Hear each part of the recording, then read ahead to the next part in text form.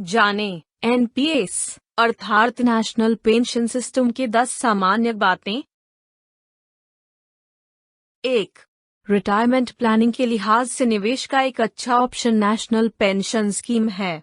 सरकार की चलाई जा रही यह एक कंट्रीब्यूटरी पेंशन स्कीम है।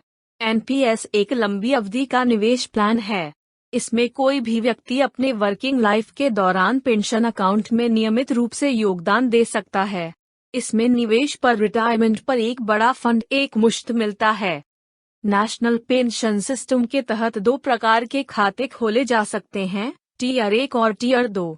इसमें टियर 1 पेंशन खाता होता है और टियर 2 स्वैच्छिक बचत खाता होता है। 2. टियर 1 खाता कोई भी व्यक्ति खोल सकता है, लेकिन टियर 2 खाता तभी खोला जा सकता है जब पास में टियर 1 खाता हो। इसके अलावा एक और महत्वपूर्ण बात यह है कि इसमें योगदान करने पर सिर्फ टियर 1 खाते पर कर छूट मिलती है। 3.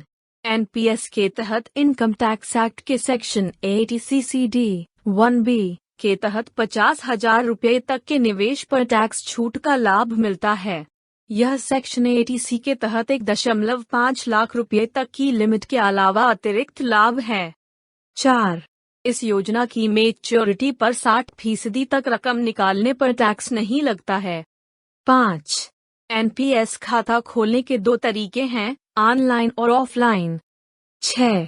ऑफलाइन खाता खोलने के लिए SBI, ICICI bank, HDFC bank जैसे नजदीकी पीओपी अर्थात पॉइंट ऑफ प्रेजेंस सेंटर पर जाएं। वहां एक सब्सक्राइबर फॉर्म लें और इसे केवाईसी पेपर्स के साथ जमा करें। 7. टियर 1 में प्रारंभिक निवेश न्यूनतम 500 रुपये और टियर 2 में न्यूनतम 1000 रुपये से शुरू कर सकते हैं। हालांकि सालाना टियर 1 खाते में आपको 1000 और टियर 2 में 250 रुपये का कम से कम योगदान करना अनिवार्य है। 8. निवेश के बाद पीओपी आपको एक प्रान नंबर अर्थात स्थायी रिटायरमेंट खाता संख्या देगा।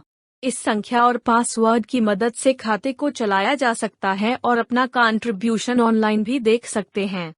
9. इस प्रक्रिया के लिए आपको 125 रुपये का भुगतान करना होगा। 10.